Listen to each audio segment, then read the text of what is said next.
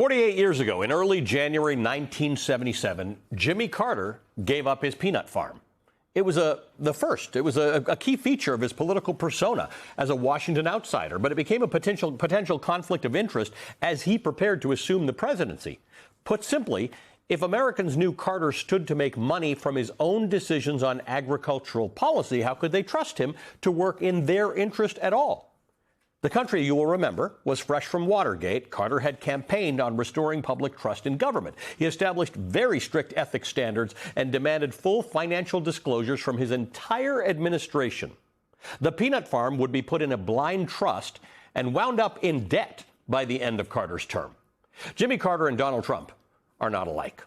A year into his second term, Donald Trump has transformed the presidency into a money-making enterprise that has doubled his net worth at least and increased the wealth of his friends and family as well. With Carter, the public was worried about farming policy.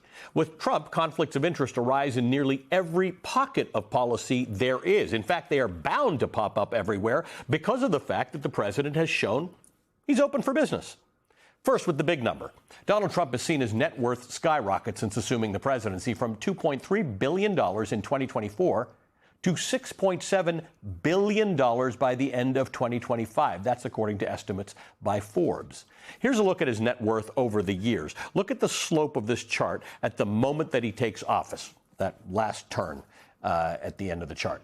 Net worth, I should note, is a squishy number because it combines actual cash that you have, debts, assets, including real estate and stock in companies which go up and down.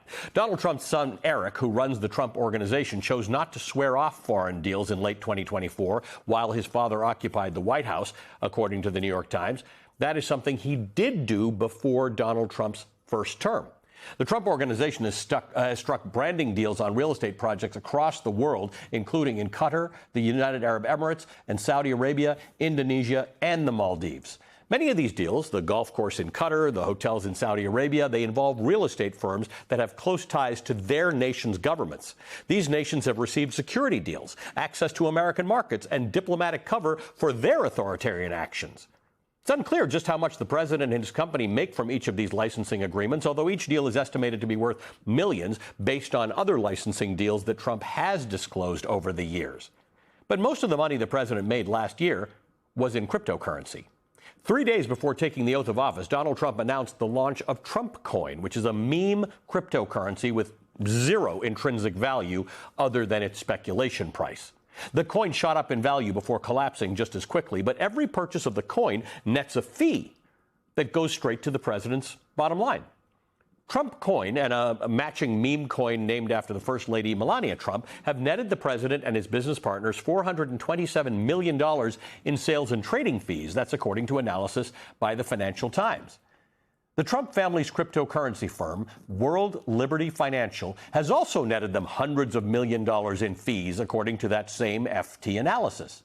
In May, Eric Trump announced that a firm backed by the Sovereign Wealth Fund of the United Arab Emirates would be making a $2 billion investment into a different company using World Liberty's financial crypto coin.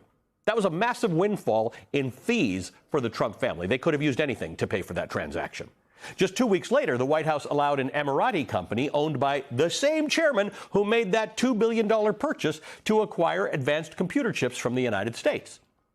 To be clear, the hundreds of millions of dollars in fees are realized pre-tax profits. That doesn't even cover the billions of dollars on paper that the president has added to his net worth simply by having an ownership stake in these companies. Speaking of which, 2 weeks ago, Trump Media and Technology Group, owned by Trump, and the parent company of his social media site, Truth Social, got into the nuclear fusion business. It merged with TAE Technologies in an all-stock deal valued at $6 billion. Trump Media had actually been losing money year over year, but this deal gives the company an opportunity to enter the race to fuel energy-hungry AI data centers. They need so much energy that the concept of nuclear fusion, which has been a bit elusive, now feels like it might be a reality. Of course, a single rising tide lifts all Trump-branded boats. The president is not the only Trump who's benefiting from all of this. According to Forbes, the president's oldest son, Don Trump Jr., his net worth has jumped sixfold in a year. Companies funded by a venture capital firm, which added Don Jr. as a partner in 2024, received at least 4 contracts from the Trump administration. That's according to the Financial Times. Along with the company's investments in Elon Musk's SpaceX and the defense contractor Anduril, Donald Trump Jr. has made millions of dollars from contracts doled out by his own father's administration.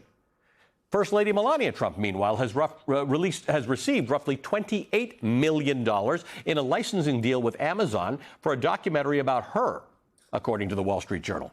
And unprecedented access to the First Lady is worth something, but for context, Michael Jordan reportedly made $3 million for an all-access documentary of his career, and he's Michael Jordan. In May, when Eric Trump announced that the United Arab Emirates was making a $2 billion purchase on his family's cryptocurrency platform, he did so sitting alongside his business partner, the guy on the left of your screen, whose name happens to be Zach Witkoff. Where have I heard that name before? Oh, yeah. He's the son of Steve Witkoff, who is Trump's chief Middle East negotiator and Russia negotiator. The Forbes Net Worth Index, a useful tool for studying the world's rich and powerful, includes some fast facts on the president's wealth portfolio. Under the personal stats section, it lists Trump's source of wealth as real estate. Perhaps it would be more honest to say the presidency.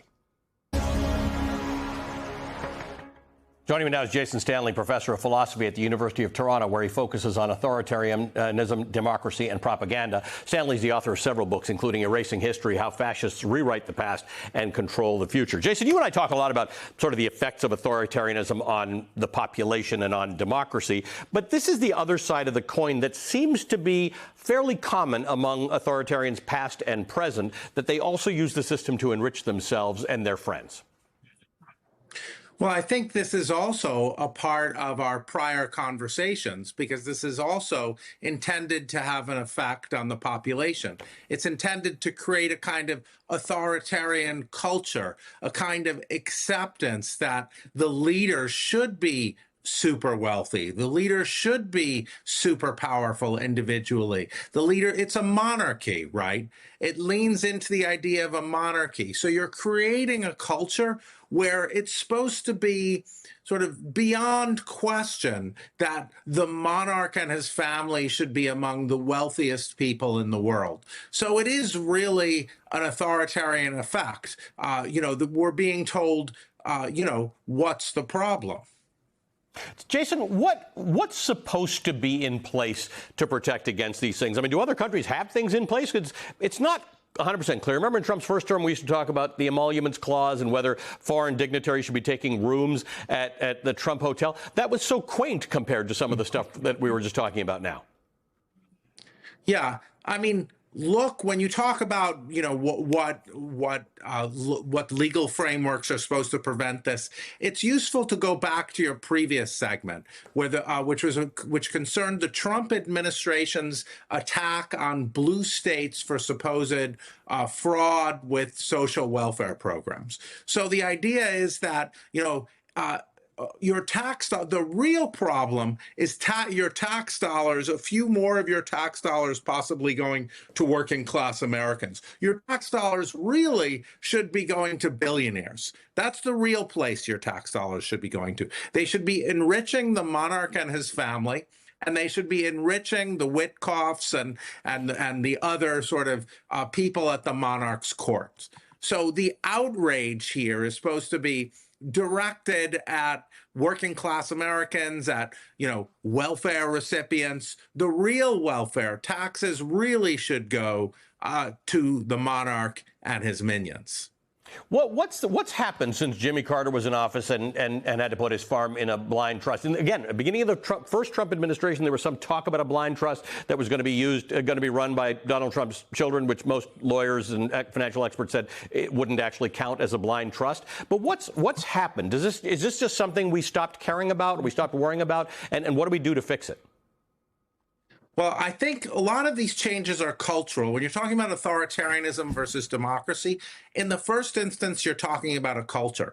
And I really have to say that this tradition of American presidents leaving with $100 million in wealth or $50 million, and this is true of the Clintons and the Obamas, Tony Blair, politicians leaving office with tens of millions or even hundreds of millions of wealth that might not have been directly corrupt, but they get it through deals and through speeches and stuff like this. This creates a culture of impunity, and it was something that President Carter completely rejected. So we really need those kind of humble, modest political leaders who don't actually take that $5 million book deal.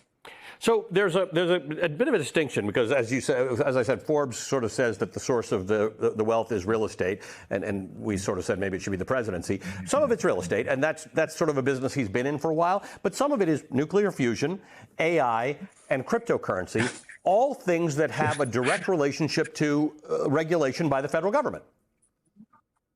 Yeah, the entire situation is completely and totally absurd. And I don't know. I mean, it's so openly corrupt where you have the very groups that the very system that is supposed to appropriate money and regulate the appropriation of money is paying its leaders. So and the funders of the campaigns like Elon Musk. The whole thing is very now nakedly corrupt. It's very out in the open. The U.S. government is for sale. You enrich Donald Trump, and he and his family and his system, his regime, give you what you want from U.S. foreign policy and access to our markets. So the whole thing is it's hard even. I mean, how do you do a deep analysis of it? Because it's all so superficial. It's also